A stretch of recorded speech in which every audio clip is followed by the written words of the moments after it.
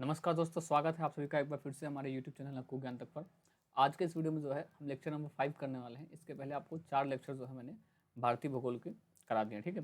तो ये जो है आपका लेक्चर नंबर 5वां है और आज की इस क्लास में जो है भारत की भौगोलिक स्थिति को जो है आगे कंप्लीट करने वाला है, ठीक है।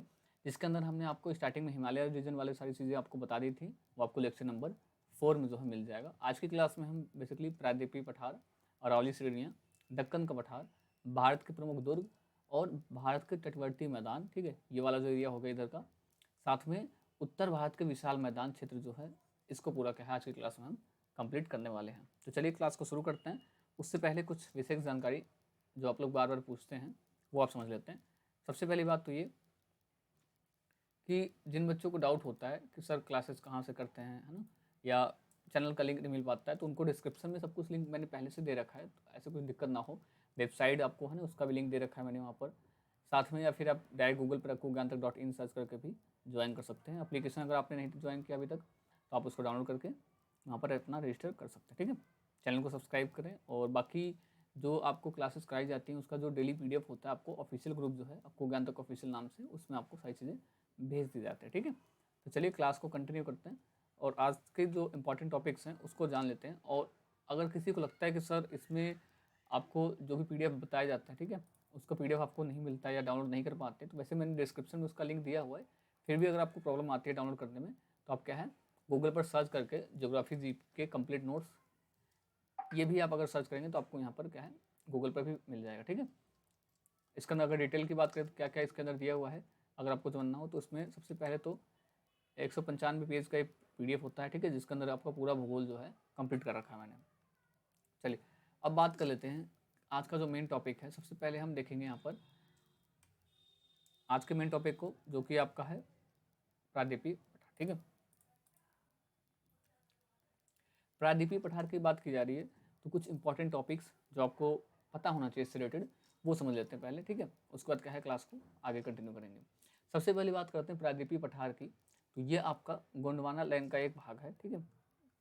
और इसकी जो आकृति है कई बार एग्जाम में पूछ लेता है, तो आपका क्या है ट्रेंगुलर आकृति है, यानी कि त्रिभुजाकार जो है इसकी आकृति है।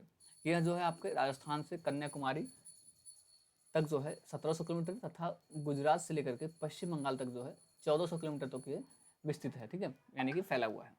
अगर स्क्वायर मीटर में बात करें तो आपको 16 लाख वर्ग किलोमीटर ये क्या है, इतने क्षेत्रफल का है ये फैला हुआ है। क्षेत्रफल की दृष्टि से ये भारत का सबसे बड़ा भौतिक प्रदेश है, ठीक है। इसका भी आपको नोट कर लेना है। देखो जो भी चीज़ें हम आपको अंडरलाइन कराते हैं, ठीक है, या फिर उसको हम बार बार बोल लेंगे हाँ इसको नोट कर लो ऐसी, तो क्या है कि कई बार वो एग्जाम में क्वेश्चन जाहिर सी बात है वो पूछे गए होंगे, ठीक है। आपको इसलिए जो है बार बार उसको फोकस कर रहा हूँ, ठीक है।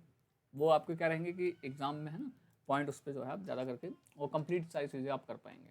चलिए इसके अंदर जो है आपका अरावली, राजमहल और शिलोंग की पहाड़ियाँ जो है, जो कि आपका मेघालय की पहाड़ियों के नाम से जाना जाता है, इस पठार की जो है उत्तरी सीमा पर स्थित है, ठीक है। इसी प्रकार से आपका नर्मदा, ताप्ती नदी का जो रिफ्ट वैलीज हैं, यानी कि भंसन घाटियाँ जो हैं, इस पठार को दो असमान भागों में क्या है डिवाइड करती हैं, यानी कि विभाजित करती हैं, ठीक है। तो ये कुछ बेसिक जानकारियाँ हैं जो आपको पहले से पता होंगे, ठीक है। अगर नहीं है तो उसको आप क्या है प्रॉपर नोट कर लो। चलिए अब इसके अंदर अगला टॉपिक जो है उसको समझते हैं। आपको यहाँ पर कुछ मैंने जैसे मध्यवर्ती उत्तर भूमिया जो है और दक्कन का पठार, दो क्षेत्र दिखाए हैं, ठीक है। दोनों को आपको क्या है कंप्लीट करना है। और जाहिर सी बात है यहाँ पर आपको जैसे अरावली मध्यवर्ती उच्च भूमिया, इसके अंदर आपके अरावली सीढ़ी आती है, ठीक है। और पूर्वी राजस्थान की उच्च भूमि मालवा का पठार, बुंदेलखंड की उच्च भूमिया विंध्याचल, बघेलखंड जो आपका क्षेत्र है, और साथ में ही आपका छोटा नागपुर का जो पठार है, ये जो है आपके इसके अंदर शामिल होते हैं, ठीक है। प्रायद्वीपीय पठार की अगर बात की जाए तो सबसे पहले हमें एक चीज़ जानना जरूरी होता है कि प्रायद्वीपीय पठार हम कहते किसको हैं। तो देखो आपको सारी चीज़ें जरूरी नहीं हो कि आपको PPT के अंदर दिखाई जाए, ठीक है। कुछ चीज़ें आपको साथ में नोट करते हुए चलना है। इसलिए मैं बोलता हूँ कि जो PDF आपको भेजा जाता है ना वो थोड़ा इनकम्प्लीट होता है। आप अगर लेक्चर देख लेते हैं उसका क्या रहता है वो प्रॉपर कंप्लीट हो जाता है, ठीक है। इसको पहले देख लेते हैं एक बार। दक्कन का पठार जो है इसके अंदर आपका सतपुड़ा श्रेणी आती है, महाराष्ट्र का पठार, महानदी बेसिन, डनकारड़ तेलंगाना, आंध्र प्रदेश का जो पठार है, कर्नाटक का पठार, ठीक है, पश्चिमी घाट और पूर्वी घाट। अब ये जो है इसके दक्कन के पठार वाले क्षेत्र में आपके आ जाते हैं। अब पहले जान लेते हैं प्रायद्वीपीय पठार होता क्या है, ठीक है। सिंपल सी बात है, महाद्वीप का वह हिस्सा जो तीनों तरफ से है ना महासागरों से घिरा हो, भूभाग के ऐसे क्षेत्र को क्या बोलते हैं? प्रायद्वीप बोलते हैं। इसको एक बार थोड़ा सा हम डिटेल में समझते हैं, ठीक है। अब यहाँ पर आप देख सकते हो प्रायद्वीप जो होते हैं, ठीक है, प्रायद्वीपीय पठार क्या है? 3 भागों में पहले डिवाइड किए गए थे, मध्य उच्च भूमि, दक्कन का पठार और उत्तर पूर्व का पठार, ठीक है। और दक्कन का पठार काफ़ी इंपॉर्टेंट है क्योंकि यहाँ से जो है कई बार क्वेश्चन पूछे जाते हैं और सबसे इंपॉर्टेंट टॉपिक भी इसको हम इसके अंदर कंसिडर करने वाले हैं, ठीक है। अब देखो मैंने आपको एग्जांपल क्या होता है कि होते क्या है ना, मैंने सबसे पहले क्वेश्चन क्या होता है प्रायद्वीपीय पठार होते क्या है, अगर आपसे कोई पूछ लेता है तो प्रायद्वीपीय पठार है ना, ये आपके महानदी का या महाद्वीप का, ठीक है, जैसे द्वीप होते हैं, उपद्वीप है ना, उप महाद्वीप होते हैं, तो आपको बताया था। तो महाद्वीप का वह हिस्सा जो 3 तरफ से महासागरों से घिरा हो, जैसे आप भारत का अगर मैप देखेंगे, ठीक है, इस प्रकार से कोनिकल होता है नीचे से, तो आपका ये एरिया इस साइड और इस साइड, तीनों साइड से क्या है आपका महासागरों से घिरा हुआ है, ठीक है। यहाँ पर अरब सागर आता है, यहाँ पर अरब सागर, यहाँ पर आपका बंगाल की खाड़ी, ठीक है, यहाँ पर आपके बंगाल, और यहाँ पर क्या आता है हिंद महासागर, हिंद महासागर। अब देखो ये तो आपको है ना पहले से पता है, बेसिक जानकारी है ये। और इसको इसके अंदर जो है ना, इसके अंदर जो भूभाग आता है इसको क्या बोलते हैं हम? प्रायद्वीप कहते हैं, ठीक है, सिंपल सी बात है। तो इस क्षेत्र को, पूरे एरिया को क्या बोलेंगे हम? ये भी जितना भी एरिया है, ठीक है, भारत का ये भी पूरा एरिया, इसको क्या बोलते हैं? प्रायद्वीप क्षेत्र बोलते हैं, सिंपल सी बात है। तो इसके बारे में ही क्या है आज की क्लास में हम करने वाले हैं। प्रायद्वीपीय भारत पूर्व में जो है बंगाल की खाड़ी, जैसे आपको एक एग्जाम्पल है ना, सिंपल सा एक मान लो एक मैप बना रहे हैं ऐसे। अब ये पूर्व के साइड में जो है आपका किससे घिरा हुआ है? बे ऑफ बंगाल है ना, यानी कि बंगाल की खाड़ी से। और दक्षिण में आपका जैसे बताया हिंद महासागर, और ये पश्चिम साइड में, इस साइड में आपका क्या है? अरब सागर से घिरा हुआ है, ठीक है। सिंपल से इमेजिनेशन के तौर पे ये भारत का मैप बनाओ और अपने दिमाग में इसको समझने की कोशिश करो, ठीक है। प्रायद्वीपीय जो भारत का पठार है, इसके पठारी होने के कारण इसे हम क्या है? प्रायद्वीपीय पठार बोलते हैं। इस क्षेत्र को क्या है? इसके अंदर प्रायद्वीपीय पठार का भाग जो है पठारी है काफ़ी ज़्यादा, है ना, इसलिए क्या बोलते हैं हम? प्रायद्वीपीय पठार बोलते हैं। सिंपल से क्वेश्चन है। प्रायद्वीपीय भारत पर पर्वत की तरह ऊंची ऊंची जो है चोटियाँ तो नहीं हैं, किंतु यहाँ पर जो चट्टाने हैं उनका है ना समतल हुआ भाग जो है काफ़ी ज़्यादा देखने को मिलता है। प्रायद्वीपीय भारत का जो पठार है, अगर ये पूछा जाए कि कहाँ से बना था, है ना, ये भी क्वेश्चन आपके मन में आ सकता है, सर ये बना कैसे? तो इसका जो निर्माण है, इसका निर्माण क्या है? अफ्रीका से टूट करके उत्तर पूर्व की ओर प्रवाहित हुआ था, है ना, इसका जो भाग है पूरा। और इसके उत्तर पूर्व में प्रवाहित होने के कारण ही टेथिस सागर जो था, है ना, इसमें जमे हुए मलबों के दबाव पड़ने के कारण हिमालय जो है मोड़दार पर्वतों का निर्माण हो, जैसे है ना आपने इधर देखा होगा, फिर इमेजिनेशन में है ना, फिर अपने एनिमेशन वीडियोज़ में देखा होगा कि जो टेथिस सागर था उससे जो है ये मलबे देश के, तो यहाँ जा करके है ना हिमालय इससे टकराते हैं और ये इस रीजन को क्या है काफ़ी ज़्यादा वो होता है और ये हिमालय के पर्वत क्षेत्र जो है बन जाते हैं, ठीक है। सिंपल सी चीज़ है, ये आपको पहले वाले स्टार्टिंग के फर्स्ट लेक्चर में भी आपको मैंने कराया था। चलिए अब बात करते हैं इसके अगले कंसेप्ट की। तो प्रायद्वीपीय भारत अभी भी जो है उत्तर पूर्व की ओर जो है प्रवाहमान है, जिसके कारण हिमालय की ऊंचाई जो है दिन प्रतिदिन बढ़ती जा रही है ना। इस बात को आपको पता होगा कि हिमालय की ऊंचाई जो है दिन प्रतिदिन क्या है? बढ़ती जा रही है। प्रायद्वीपीय भारत का पठार विवर्तनात्मक रूप से जो है बना हुआ है, और जिसके कारण प्रायद्वीपीय भारत में जो है भूकंप जो है बहुत कम आते हैं, ठीक है। भूकंप जो है और क्षेत्रों के अकॉर्डिंग क्या है, भारत में भूकंप थोड़े कम आते हैं। पृथ्वी के अंदर होने वाली हलचल को ही, जैसे अभी मैंने आपको बोला है विवर्तनिकी, है ना, अब इसको हो सकता है किसी बच्चे को ना समझ आए तो क्या बोलते हैं, इसको क्या है, जो पृथ्वी के अंदर हलचल होती है उसको क्या बोलते हैं? विवर्तनिकी। मैं लिख देता हूँ, ठीक है, अगर मान लो किसी बच्चे को दिक्कत हो सुनने में या फिर वॉइस क्वालिटी सही नहीं आई तो उसके लिए क्या है लिख देता हूँ, विवर्तनिकी, ठीक है। इसका मतलब क्या है कि पृथ्वी के अंदर जो हलचल होती है उसको क्या बोलते हैं? विवर्तनिकी। यहाँ से समझ में आ गया होगा आपको, ठीक है। इसी प्रकार से प्रायद्वीपीय भारत के उत्तर पश्चिमी सिरे पर जो है अरावली पहाड़ियाँ जो है स्थित हैं, और इसके उत्तर पूर्व सिरे पर जो है राजमहल की पहाड़ियाँ भी शामिल हैं, ठीक है। अब देखो ये अभी आपको जब मैप में समझाऊंगा तो सारी चीज़ें जो हैं और ऐसे समझ में आएंगी, ठीक है। बट अभी आपको क्या है थोड़ा थ्योरी बता दे रहा हूँ कि आपके दिमाग में ये चीज़ जो है, अगर इनका नाम है आगे चल के क्लास में लूँ तो कम से कम आपको पता रहे कि हाँ किस चीज़ के बारे में बात की जा रही है। जिन बच्चों को नहीं पता हो उनको बताते हैं कि अगर आपने सारे लेक्चर जो है, सारे लेक्चर अगर हमारे देख लिए हैं तो आपको ज्योग्राफी के कंसेप्ट में, है ना, मैंने आपको पहले बताया था कि 0 से लेकर के हीरो तक की क्लास कराऊंगा, मतलब एक भी डाउट आपका नहीं रह जाएगा। रीज़न ये है कि आपको है ना, आप एग्ज़ाम दे करके आते फिर बोलते हैं सर क्वेश्चन बाहर से आ गया था या ये क्वेश्चन छूट गया, है ना, ऐसा आपको ना रहे।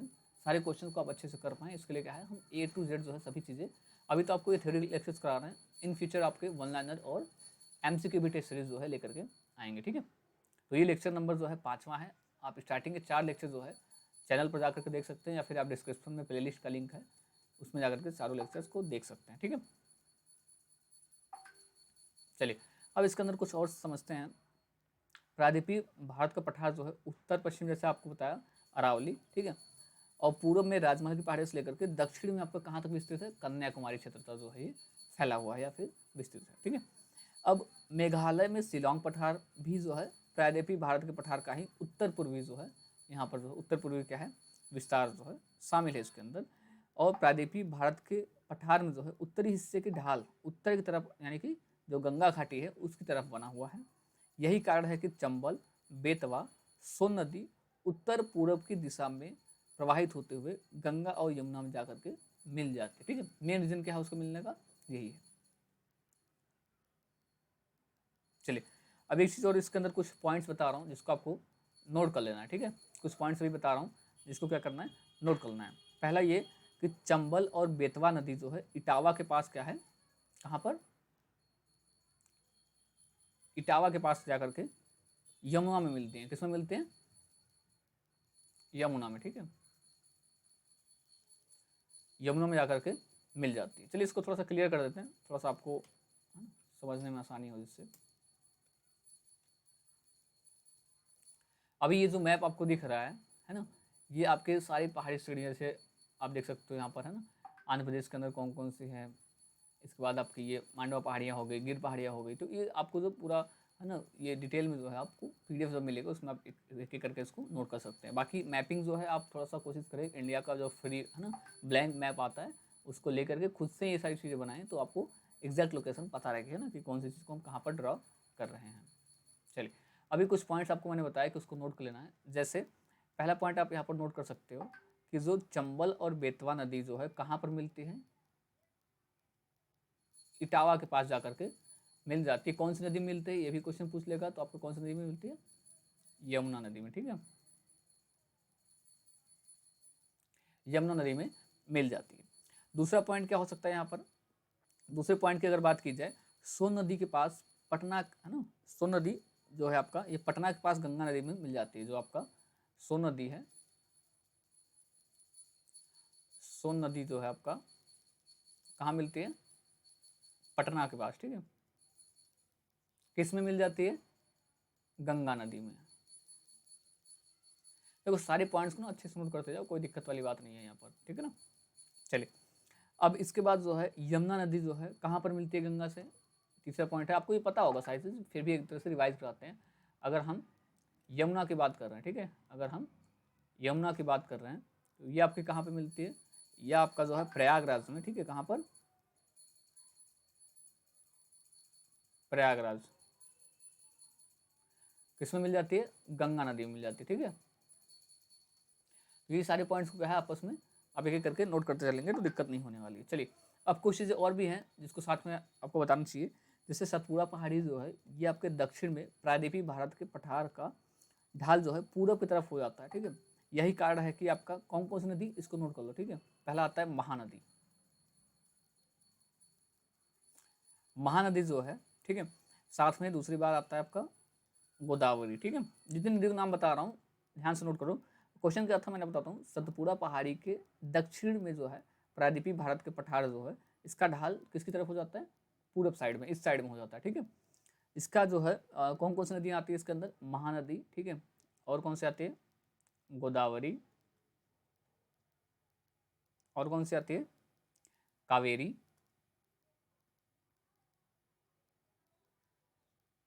कावेरी, और कौन सी आती है, कृष्णा। देखो ये जो है आपकी पूरब की तरफ जो है प्रवाहित होते हुए किसमें जाकर के गिरती है, बंगाल की खाड़ी में जाकर के गिर जाती है, ठीक है। अब इसी प्रकार से सतपुड़ा पहाड़ी के जो उत्तर में जो है नर्मदा नदी जो है वो आपके कहाँ पे, रैली वैली बताया था आपको ना, वो क्या है, भंस घाटी जो है उसमें जो है दक्षिण में आपके ताप्ती नदी में जो है वहाँ पर जाकर के मिल जाती है। बहुत सिंपल से सारी चीज़ें बता रहा हूँ। अब भ्रंश, मैं आपको बोल रहा हूँ भ्रंश घाटी है ना, क्या बोला मैंने, भ्रंश घाटी। जिसको नहीं पता है कि भ्रंश का मतलब क्या होता है, उनको बता दें कि नीचे धसे हुए अवतलित क्षेत्र है ना, जो धसे हुए क्षेत्र हैं उसको क्या बोलते हैं हम, भ्रंश भ्रंश बोलते हैं। ठीक है, अगर कुछ दिक्कत हो तो सारे पॉइंट्स में आपको क्लियर करते हुए चल रहा हूँ कि आपको डाउट ना रहे किसी भी पॉइंट को लेकर के। ठीक है, देखो सारे पॉइंट्स अगर कर लेते तो आपका है ना सारा डाउट क्लियर हो जाएगा, ये मेरी गारंटी है। नीलगिरी पर्वत का विस्तार 3 राज्यों में है ना, किसका विस्तार, नीलगिरी का।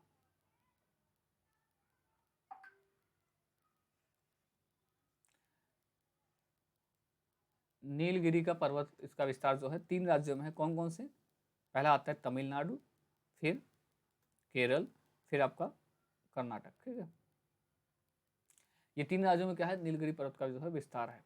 ध्यान रखना, पॉइंट्स कई बार पूछे जाते हैं। ठीक है, प्रायद्वीपीय भारत के पठार का सबसे दक्षिणी पहाड़ी कौन सा है, इसको जो है बोलते हैं कार्डमम पहाड़ी है ना, या फिर इलायची पहाड़ी।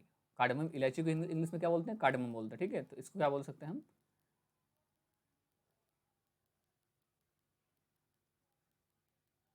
इलायची पहाड़ी। सिंपल, देखो सारे पॉइंट्स इजी बता रहा हूँ, कुछ मुश्किल नहीं है। एक एक पॉइंट को नोट करते चलो, सुनते चलोगे है ना। स्क्रीन पर क्या लिख जा रहा हूँ वो तो मैं बोल रहा हूँ, कुछ चीज़ें है ना उसको साथ में आप सुनोगे तो समझ में आएगा, बाद में आप देखोगे तो पीपीटी समझ में नहीं आएगी। ठीक है, चलिए अभी कुछ और कंसेप्ट हैं जो आपको थोड़ा सा स्क्रीन पर दिखा करके बताना ज़्यादा जरूरी रहेगा, उसको वहाँ समझते हैं। अब हमने बताया कि मध्यवर्ती उच्च भूमियाँ है ना, सेंटर हाइलैंड्स जो है कौन कौन से हैं और उसका क्या रोल रहेगा आपके इस वीडियो के अंदर, उसको समझ लेते हैं पहले। ठीक है, इसको बोलते क्या है, तो अरावली श्रेणियाँ जो है पहले आपके किस में अंदर आती है, मध्यवर्ती उच्च भूमिया के जो है अंदर जो है आपकी आती है। ठीक है, अब इसकी अगर बात की जाए, अरावली श्रेणी की बात की जाए, तो कुछ पॉइंट्स आपको जो इससे रिगार्डिंग नोट करने रहेंगे वो ये हैं कि सबसे पहले जान लो कि अरावली श्रेणी जो है क्या। ठीक है, जैसे आपको मैंने बताया था कि मध्यवर्ती उच्च भूमियाँ है ना, सेंट्रल हाईलैंड्स जो है इसके अंदर क्या है, अरावली श्रेणियाँ हैं या शामिल हैं। ठीक है, अरावली पर्वत या अरावली श्रेणी अगर बात की जाए तो प्रायद्वीपीय भारत के पठार के उत्तर पश्चिमी सिरे पर जो है अरावली पर्वत का विस्तार जो है देखने को मिलता है। मैंने आपको पहले बताया था ना इन सारी चीज़ों को।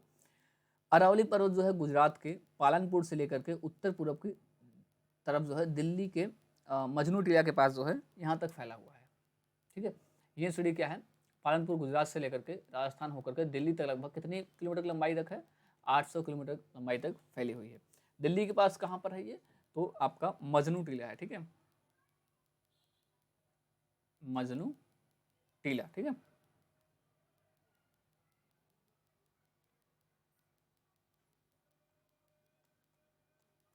मजनू टीला तक जो है फैला हुआ है, कितनी लंबाई है, 800 किलोमीटर की। हो गया, चलिए पॉइंट्स को नोट करते चलो, दिक्कत नहीं आएगी। अरावली पर्वत का अधिकतम लंबाई है ना कौन से राज्य में है, तो आपका किस में आता है, राजस्थान में। अरावली श्रेणी का अधिकतम भाग किसमें है, राजस्थान में फैला हुआ। ठीक है, इसी प्रकार से अरावली पर्वत का दक्षिणी भाग है ना कौन सी पहाड़ी में आता है, जरगा, जरगा पहाड़ियों में आता है। यह श्रेणी अगर बात की जाए तो जो मुख्यतः क्या है, पूरा कैंप्रियन युगिन जो है क्वार्टजाइट नीस और शिस्ट सैलो से जो है बना हुआ है।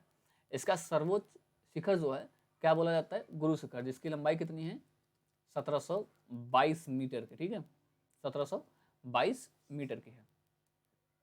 सारे पॉइंट्स को क्लियर रखना, ऐसा नहीं कि इसमें आप दिक्कत करो। और ये जो है आपका आबू की पहाड़ियों में जो है स्थित है। ठीक है, इसे इन्हें जो है उदयपुर में उत्तर पश्चिमी में आपका जरगा पहाड़ी जो आपको बताया मैंने। ठीक है, इसको टोटगढ़ के निकट मारवाड़ की पहाड़ियाँ और अलवर के पास में जो है इसको हर्षनाथ की पहाड़ियाँ, तथा उत्तर में इसको दिल्ली रिज भी जाना जाता है। ठीक है, या इस नाम से भी इसको जाना जाता है। सारे पॉइंट्स को नोट कर लो, ये कुछ भी एग्जाम में पूछ सकता है, इसलिए आपको सारी चीज़ें नोट करते हुए चलना है।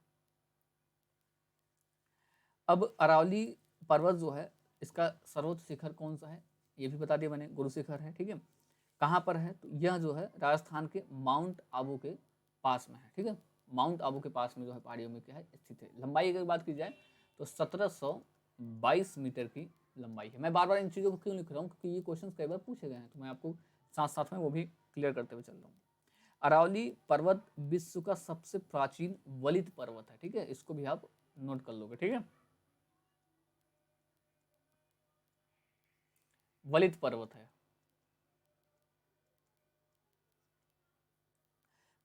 जो बनास नदी अरावली को पश्चिम से पूर्व दिशा में पार करती है और चंबल नदी में जाकर के मिल जाती है। ये भी पॉइंट्स आप इसको यहाँ पर नोट कर सकते हो। अब बात कर लेते हैं भाई मालवा का पठार, है ना। देखो एक एक करके हम डिस्कस कर रहे हैं और कोई मुश्किल वाली बात नहीं है, सारी चीज़ है ना आसान से समझते जाओ। तो मैं ये बात की गारंटी ले रहा हूँ कि कुछ छूटेगा नहीं आपका, सारी चीज़ मैं करा रहा हूँ यहाँ पर। बात करते हैं अगर मालवा के पठार की, तो इसकी सीमाओं का निर्धारण, है ना, उत्तर में अरावली, दक्षिण में विंध्यश्रेणी और पूर्व में जो है बुंदेलखंड के द्वारा होता है। इस पठार के उत्तर में चंबल नदी जो है आपका अवनालिका अपर्दन यानी कि गली इरोजन करती हैं और इस पर जो है बेतवा, पार्वती, नीवज, काली सिंध, चंबल आदि नदियाँ जो है आपका प्रवाहित होती हैं या फिर बहती हैं, कह सकते हैं, ठीक है ना। यह है आपका मालवा का पठार। अब कुछ डिटेल और मालवा के पठार के बारे में आपको समझा देते हैं कि मालवा का पठार जो है अरावली पर्वत के दक्षिण में तथा विंध्य पर्वत के जो है पूर्व में जो है बुंदेलखंड के द्वारा जो है होता है, ठीक है। अब ये सारी चीज़ें एक एक करके नोट करते चलो। यही कारण है इसका जो है कि मालवा पठार का निर्माण जो है ज्वालामुखी से निकले लावा से हुआ था, जिसके कारण मालवा पठार जो है यहाँ पर काली मिट्टी पाई जाती है, ठीक है। कौन सी मिट्टी पाई जाती है? काली। ये सब क्वेश्चन बार बार पूछे गए हैं ना, मैं लिख रहा हूँ इसलिए क्योंकि आपको एक बार याद रहे। अगर उनकी बात चल रही है तो भाई आपको कम से कम पॉइंट समझ में आ रहा हो, ये ज़्यादा जरूरी है। तो यहाँ पर कौन सी मिट्टी पाई जाती है? काली मिट्टी, ठीक है। चंबल तथा उसकी सहायक नदियों में मालवा पठार को अपरदित कर दिया है। इसके कारण ही यहाँ जो है घाटी नुमा आकृतियाँ जो है पाई जाती हैं। वैलीज है ना, घाटी मतलब जैसे इस प्रकार की, है ना, स्ट्रक्चर आपने देखे होंगे पर्वतों में वैलीज जो होते हैं ना, इस प्रकार के। चलिए, चंबल तथा उसकी सहायक नदियों में मालवा पठार को अपरदित करके जो है एक आपका जगह है उसमें बेहड़ खंड है ना, उसमें पर्वतित करके इसे अपर्दन को जो है खंड अपर्दन या फिर नाली अपर्दन के रूप में भी बना रही है। नाली मतलब वही की जैसे है ना वैलीज के बीच में है ना, एक इस प्रकार से जो है मान लो ये पर्वत हो गए है ना, अब ये वैलीज हैं, यहाँ से जो है थोड़े पतले से नाली बोल सकते हो या आपका अवनालिका अपर्दन है ना, खंड अपर्दन, जो भी आपको नाम लेना हो कह सकते हैं, यानी कि गली इरोजन बोल सकते हो, ठीक है। सारे पॉइंट्स में क्लियर करते हुए चल रहा हूँ, इसको नोट करते चलो तो ज़्यादा बेटर रहेगा आपके लिए। चलिए कुछ पॉइंट्स और समझते हैं इसमें। अब एक आता है आपका बुंदेलखंड, बघेलखंड और विंध्याचल। चलिए कौन कौन सी पहाड़ियाँ हैं इसके अंदर, है ना, किस प्रकार से इसको आप समझ सकते हो। तो विंध्य पर्वत श्रेणी को पहले जान लेते हैं, है क्या ये। विंध्य पर्वत श्रेणी मालवा पठार के दक्षिण में स्थित है, ठीक है ना। और विंध्य पर्वत श्रेणी का विस्तार जो है मध्य प्रदेश राज्य में सबसे अधिक है। विंध्य पर्वत को पूर्व में भांडेर पहाड़ी, कैमूर पहाड़ी के नाम से भी जाना जाता है। विंध्य पर्वत के दक्षिण में नर्मदा भ्रंश घाटी स्थित है। भ्रंश मतलब आपको भी बता दिया था, है ना, तो दिक्कत नहीं होने वाली। नर्मदा भ्रंश घाटी आपके दक्षिण में जो है सतपुड़ा पहाड़ियों तक जो है स्थित है।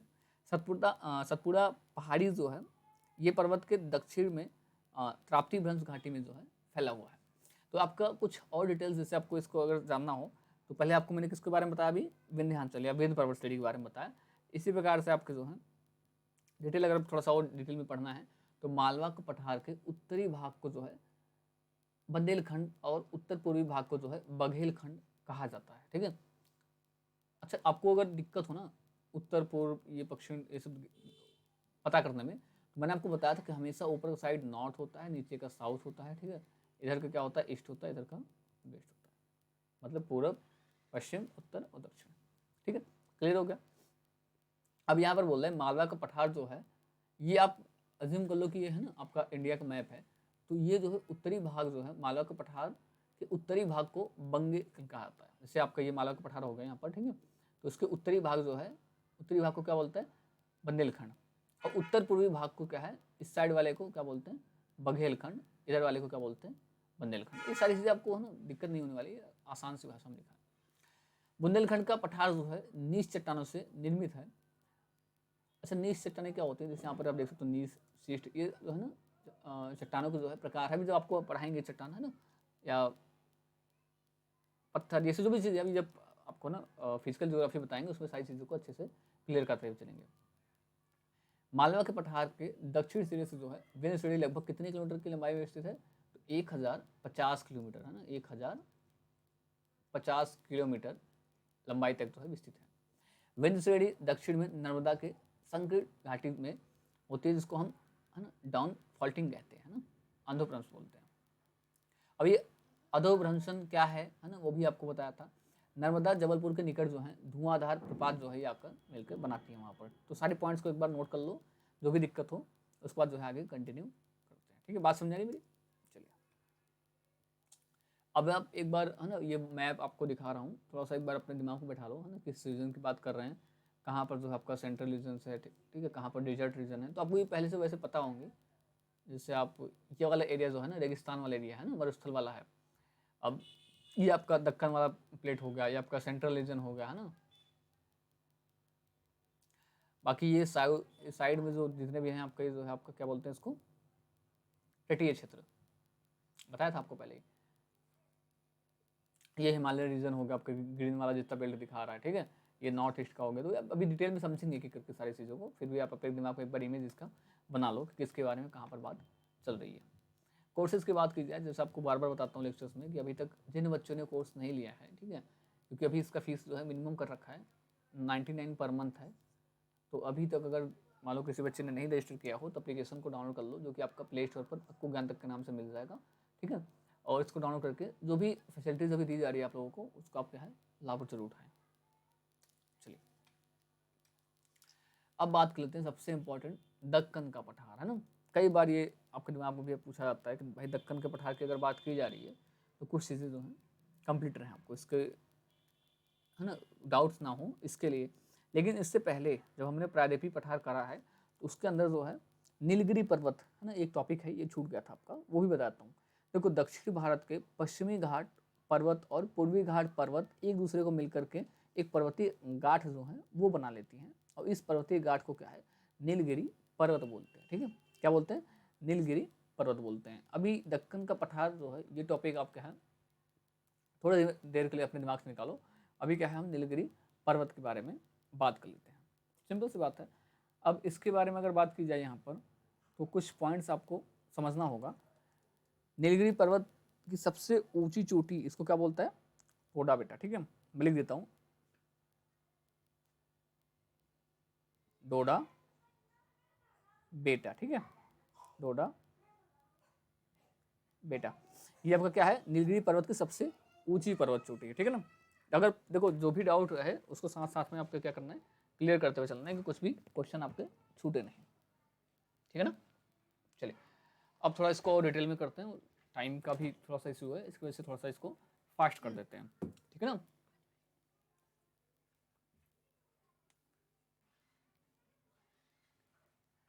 चलिए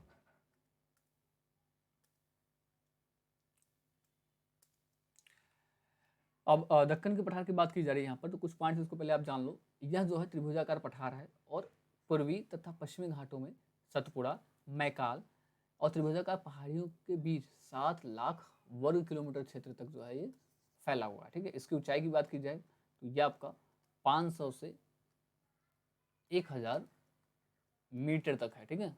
ये मीटर है, इसको लीटर लिखा हुआ है, मीटर तक है। इसमें जीवाश्म रहित ग्रेनाइट, नीस, बेसाल्ट, चूना पत्थर और क्वार्ट्ज सेल जो हैं पाई जाती हैं, या इस सेलों से बना हुआ, आप ये समझ सकते हो, ठीक है ना।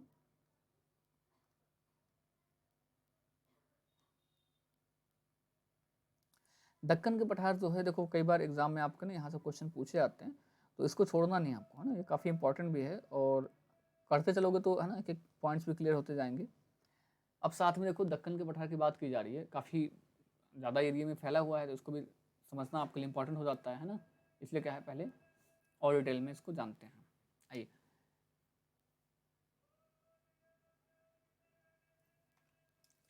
यहाँ पर एक पॉइंट आपको थोड़ा सा नोट करना है। एक इसके अंदर जो है श्रेणी में आपको बताया था कि सतपुड़ा जो पहाड़ियाँ हैं, ठीक है, सतपुड़ा पर्वत श्रेणी है, ये आपका इसके अंदर ही आते हैं। सतपुड़ा पर्वत भारत में एकमात्र ब्लॉक पर्वत का उदाहरण है, ठीक है ना। कौन से पर्वत का?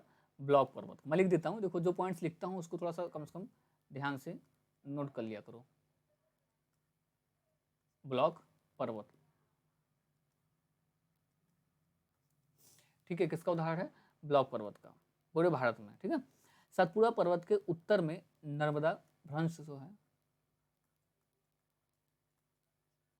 नर्मदा भ्रंश घाटी तथा सतपुड़ा पर्वत के दक्षिण में जो है ताप्ती भ्रंश घाटी जो है स्थित है। नर्मदा और ताप्ती नदियों की घाटियों के बीच में ही जो है स्थित है ये, और इस श्रेणी में राजपीपला पहाड़ियाँ, महादेव पहाड़ियाँ, मैकाल श्रेणी भी सम्मिलित है। पंचमढ़ी के निकट महादेव पर्वत पर स्थित धूपगढ़, जिसकी ऊंचाई है आपका 1350 मीटर, और सतपुड़ा पर्वतमाला की सबसे छोटी चोटी है ये। अमरकंटक, जिसकी ऊंचाई है आपका 1064 है ना, 1064 मीटर। मैकाल पर्वत का सर्वोच्च शिखर जो है सतपुड़ा श्रेणी की दूसरी जो है चोटी मानी जाती है। सतपुड़ा श्रेणी जो है बेसाल्ट और ग्रेनाइट चट्टानों से बनी हुई है। देखो जितनी भी बता रहा हूँ ना, चाहे इसके बारे में बात कर रहा हूँ या फिर मैंने आपको यहाँ पर भी इसको बताया है कि ये जो है पहाड़ियाँ किस चीज़ से बनी हुई है ना, उसको भी आपको नोट करते हुए चलना है साथ में ही, ठीक है। इसको फटाफट नोट कर लो, फिर अगला पॉइंट बताते हैं।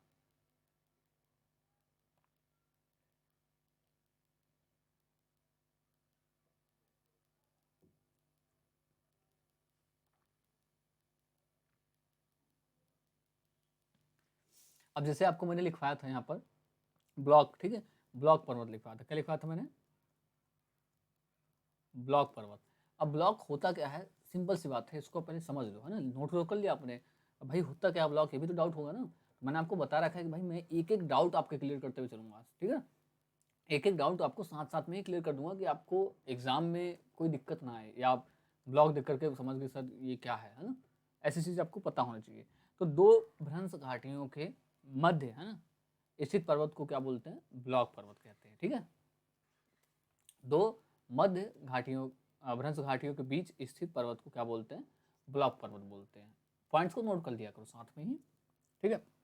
अगर आपको लगता है कि भाई इससे सिंपल आपको कुछ समझाया जा सकता है, तो मेरे हिसाब से अभी, है ना, जितनी चीज़ें मैंने आपको बता दी हैं, आप ये लेक्चर नंबर 5वां है, कोशिश करना कि सारे लेक्चर्स को आप, है ना, अगर नहीं देखते हो तो आप प्लेलिस्ट में जा करके, है ना, चैनल के देख लो पहले चारों लेक्चर्स, ठीक है। उसके बाद आपको जितने लेक्चर कराए जाते हैं, टोटल मैंने आपको बताया था 70 से 80 लेक्चर जो है पूरे ज्योग्राफी के कंप्लीट होंगे।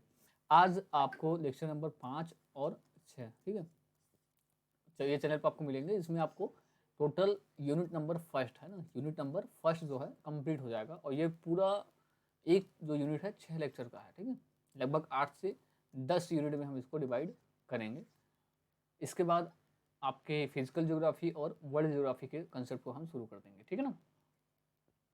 चलिए, अब इसके अंदर जो है सतपुड़ा पर्वत पश्चिम से पूर्व की ओर 3 पहाड़ियों के रूप में जो है फैला हुआ है। पश्चिम से पूर्व की ओर इनका क्रम जो है राजपीपला पहाड़ियाँ, महादेव पहाड़ियाँ और मैकाल की पहाड़ियाँ जो है शामिल है। राजपीपला सतपुड़ा पर्वत की सबसे पश्चिमी पहाड़ी है ना, आपने तो नोट कर लिया, अब इसको समझो भी तो। राजपीपला जो है पहाड़ियाँ, ये आपकी क्या है? सबसे पश्चिमी पहाड़ी है। महादेव पहाड़ी सतपुड़ा पर्वत पर स्थित मध्य की पहाड़ी है, और सतपुड़ा पर्वत की सबसे ऊंची चोटी धूपगढ़ चोटी जो है महादेव पहाड़ी पर ही स्थित है। इसकी ऊंचाई कितनी है? आपको क्या बताया मैंने? 1350 मीटर की ऊंचाई है। अमरकंटक चोटी के समीप ही नर्मदा एवं सोव नदियाँ जो है निकलती है। नर्मदा नदी पश्चिम की ओर अपने भ्रंश में प्रवाहित होते हुए खंभात की खाड़ी में जाकर के गिर जाती है, ठीक है। सारे पॉइंट्स को आप नोट कर लो। अब मैं बार बार इन चीज़ों को बता रहा हूँ भाई, इससे सिंपल में ना आप लोगों को अगर लगता है कोई पढ़ा सकता है तो आप पढ़ लो, कोई दिक्कत नहीं। लेकिन मैं अपने अकॉर्डिंग आपको सबसे सिंपल में सारी चीज़ों को बता करके चल रहा हूँ। भले ही आपको लेक्चर थोड़ा सा लंबा हो जाएगा, है ना, टाइम ज़्यादा देना पड़ जाएगा, कोई इशू नहीं है, लेकिन आप चीज़ों को कम से कम ढंग से समझ तो लोगे ना, ठीक है। चलिए, सतपुड़ा पर्वत का विस्तार गुजरात, महाराष्ट्र, मध्य प्रदेश राज्य में फैला हुआ है, ठीक है, ये जान लो बस। अब महाराष्ट्र का जो पठार है उसको जान लेते हैं। ये आपको कोंटक तट, सह्याद्री को छोड़कर कहीं संपूर्ण महाराष्ट्र में जो है फैला हुआ है, और इस पठार के 5 जो है छोटी छोटी इकाइयाँ हैं। अजंता की पहाड़ियाँ, गोदावरी घाटी, अहमदनगर, बालाघाट पठार और महादेव उच्च भूमि, ठीक है। ये जो है इसके 5 जो है छोटे छोटे इकाइयाँ हैं, ठीक है। यहाँ तक क्लियर हो गया होगा मेरे अकॉर्डिंग। फिर अगर आपको कुछ दिक्कत है तो आप कमेंट करके पूछ सकते हो। अब एक आता है छोटा नागपुर का पठार, है ना, छोटा पर खोटा। सबसे ज़्यादा क्वेश्चन यहाँ से पूछा गया है। इसका विस्तार जो है बिहार, झारखंड, उड़ीसा और पश्चिम बंगाल में पाया जाता है। ये आपका महानदी स्वर्ण रेखा, सोन, दामोदर इस पठार की मुख्य नदियां हैं। इसमें जो है ग्रेनाइट और नीच चट्टानों की जो है ये प्रधानता है, यानी कि इसके अंदर सबसे ज़्यादा वैल्यूज जो है ग्रेनाइट और नीच चट्टानों की है। इस पठार को भारत का रूर कहा जाता है, ठीक है ना। छोटा नागपुर पठार इंपॉर्टेंट है, इसको भी आपको थोड़ा सा समझना रहेगा।